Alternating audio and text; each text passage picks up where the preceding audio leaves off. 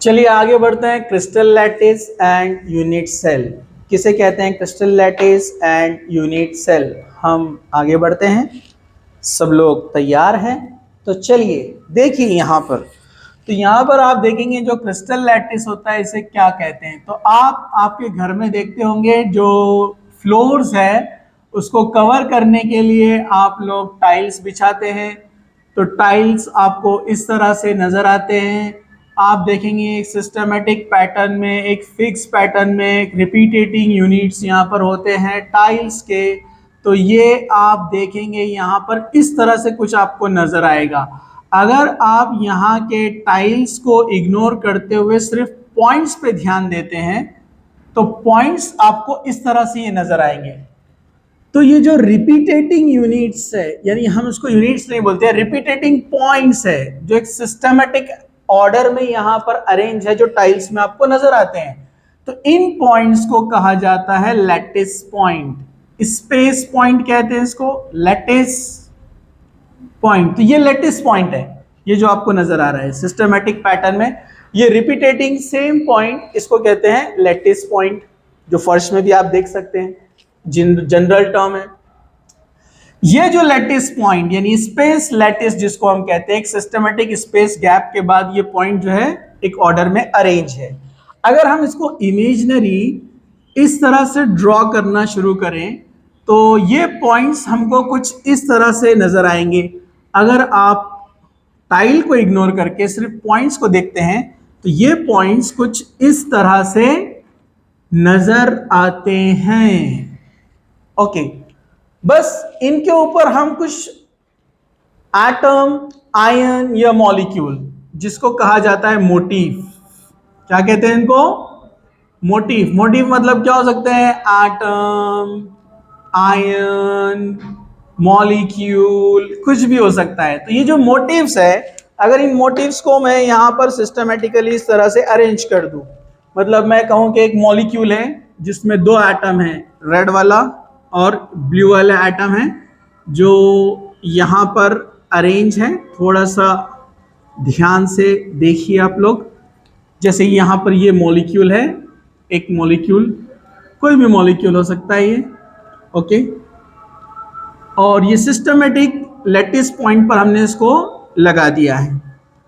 तो अब आप देखेंगे ये मॉलिक्यूल्स का भी सिस्टमेटिक अरेंजमेंट आपको नजर आ रहा है एक टू डायमेंशनल पैटर्न में, मतलब सामने से देखेंगे या पीछे से देखेंगे, एक सिस्टमेटिक अरेंजमेंट है। एक फिक्स पॉइंट पर ये मॉलिक्यूल्स अरेंज है एक सॉलिड के अंदर, ओके। तो इसको कहा जाता है टू डायमेंशनल स्ट्रक्चर।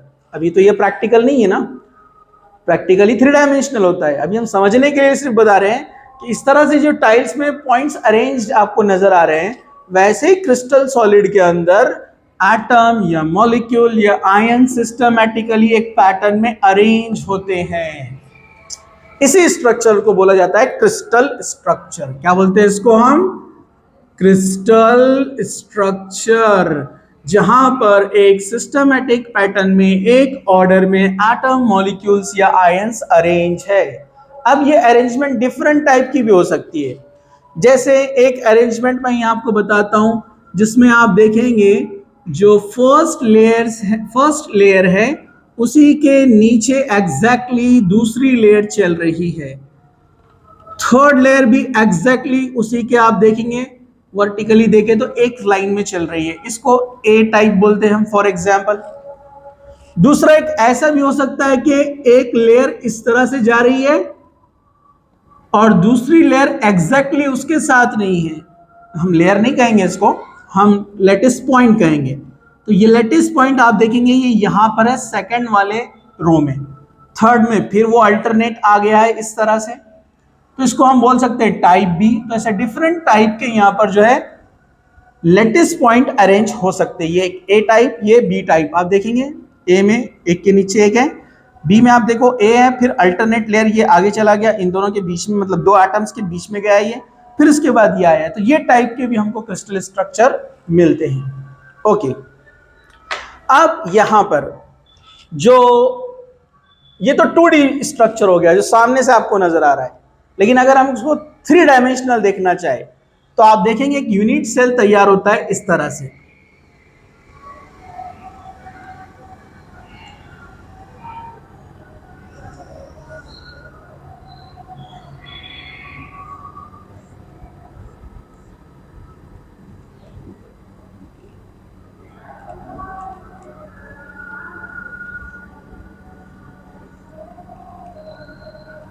एक यूनिट सेल आपको इस तरह से नजर आएगा। देखिए एक यूनिट सेल मैं बना के बताता हूं आपको। ओके, सी हियर,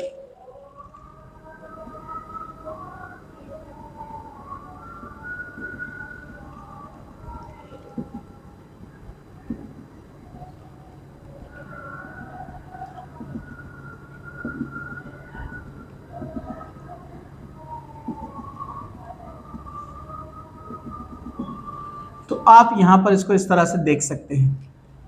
ठीक है, मैं इसको थोड़ा सा डार्क कर देता हूं ताकि आपको समझ में आए कि यूनिट सेल कैसे तैयार हुआ है। यहां पर this is one unit cell, क्योंकि हम 3D स्ट्रक्चर देखना चाह रहे हैं यहां पर। क्रिस्टल लैटिस में 3D स्ट्रक्चर कैसे बनता है। सी ये एक यूनिट सेल है और यहां पर अपने मोटिव्स है। फॉर एग्जांपल हम यहां पर अरेंज करते हैं ये पॉइंट, यानी एटम, मॉलिक्यूल्स, आयंस, कुछ भी हो सकते हैं। ओके, ये ब्लू वाला मैं बनाता हूं, इसको आप जरा ध्यान से देखिए, इसको देखिए आप, इसको। ओके, और ये तो कंटिन्यू है, इधर समझो ये एटम, मॉलिक्यूल्स, आयन जो रहेंगे ये चलते रहेंगे। ओके, ये पीछे वाला है इधर से।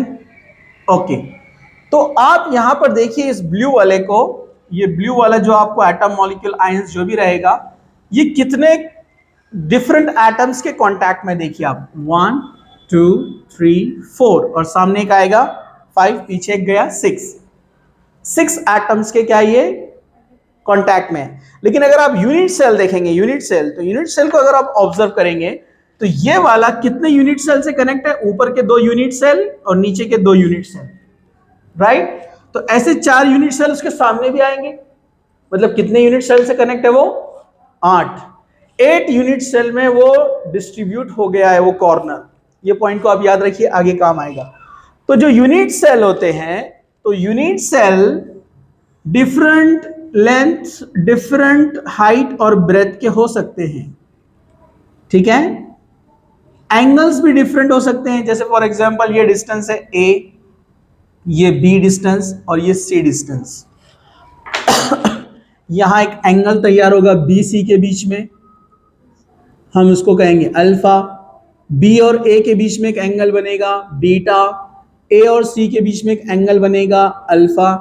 तो alpha beta angle they may be 90 और मे नॉट बी 90 भी हो सकते हैं उनका एंगल, और 90 से कम ज्यादा भी हो सकता है। उससे अलग अलग टाइप के हमको जो है यूनिट सेल मिलेंगे। और यूनिट सेल के ऊपर अगर देखेंगे हम, तो ब्रेवियस स्ट्रक्चर जो मैथ्स में इस्तेमाल होता है, ब्रेवियस में 14 स्ट्रक्चर होते हैं जो डिफरेंट एंगल्स और डिफरेंट शेप्स बताते हैं। मतलब ये ए का डिस्टेंस, बी का डिस्टेंस, सी का डिस्टेंस अलग अलग होने से अलग शेप बनते हैं। वैसे ही ये अल्फा, बीटा, गामा, इनका एंगल चेंज होने से अलग अलग शेप तैयार होते हैं। कोई मोनोक्लिनिक है, कोई ऑक्टाहेड्रल है, ये सब आएंगे आगे, मैं आपको बताऊंगा।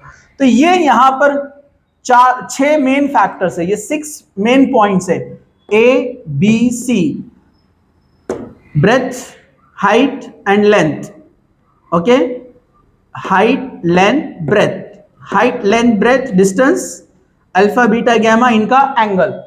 ठीक है, ये चेंज होने से अलग अलग स्ट्रक्चर्स तैयार होते हैं। लेकिन बेसिकली यूनिट सेल को 2 ग्रुप में डिवाइड किया गया है।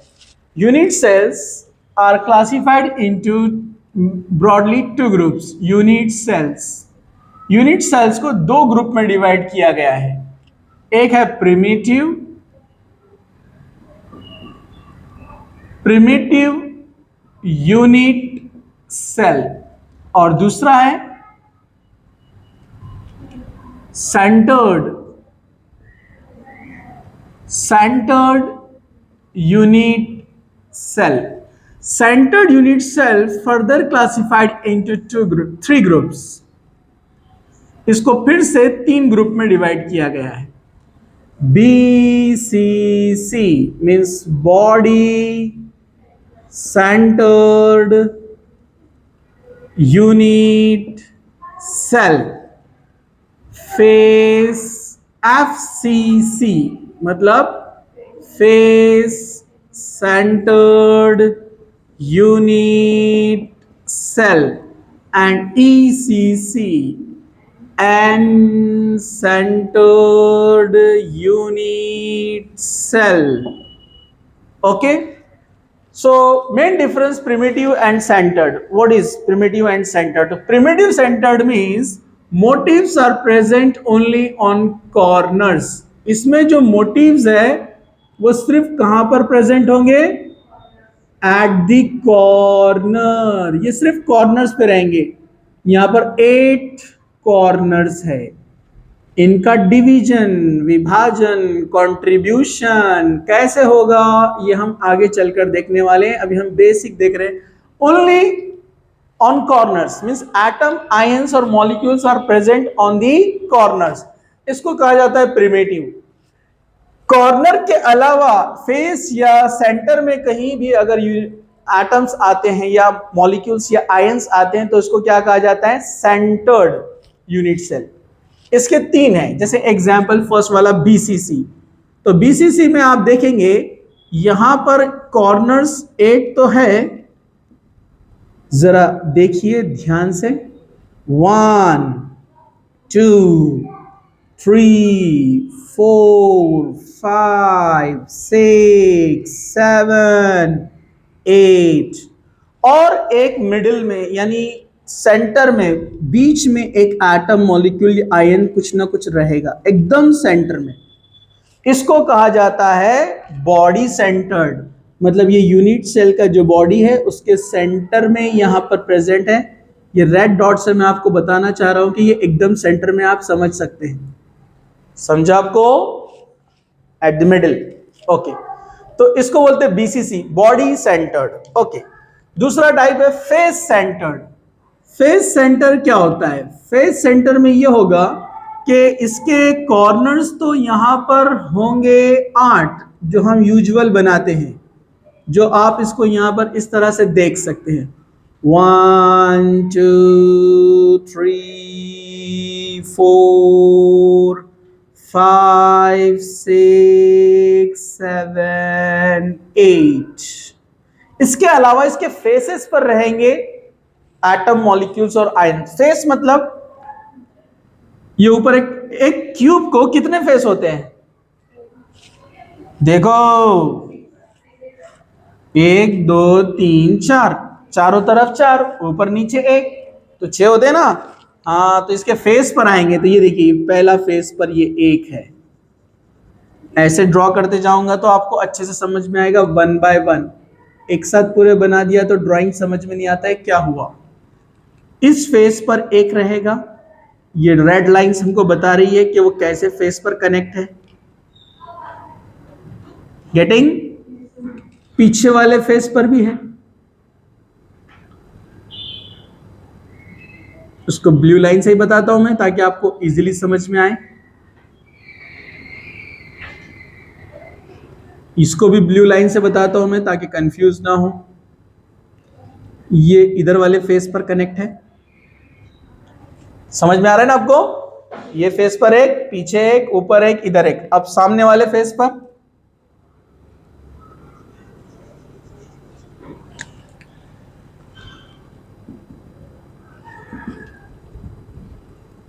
समझ में आ रहा है आपको? एक नीचे वाले पर है।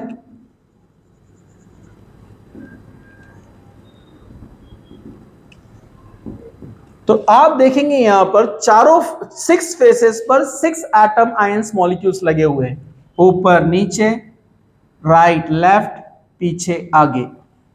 तो इसको कहा जाता है फेस सेंटर्ड। तो अभी तो फिलहाल आपको दिखने में ये 8+1 दिख रहा है, ये 8+6 दिख रहा है, लेकिन ऐसा होता नहीं है। वो क्या होता है हम उसको आगे देखेंगे। और एक होता है एन सेंटर्ड। एन सेंटर्ड में क्या होता है? Any of the 2 opposite faces having atom, molecules और आयंस। इसमें पूरे फेस पे नहीं होता है, अपने 8 कॉर्नर तो रहने वाले हैं। 1 2 3 4 5 6 7 8 कॉर्नर पे रहेंगे। और एनी 2 फेस, कोई 2 फेस पर अपोजिट साइड में रहेंगे एटम, मॉलिक्यूल्स और आयंस। जैसे ये एक आ गया यहां पर, दूसरा उसके अपोजिट साइड में नीचे। एक ऊपर था एक नीचे, इसको कहते हैं एन सेंटर्ड यूनिट सेल। समझे आपको? गेटिंग? ओके, तो यहां पर हम इसको स्टॉप करते हैं, फिर आगे हम चलेंगे टाइप्स इसके देखने के लिए।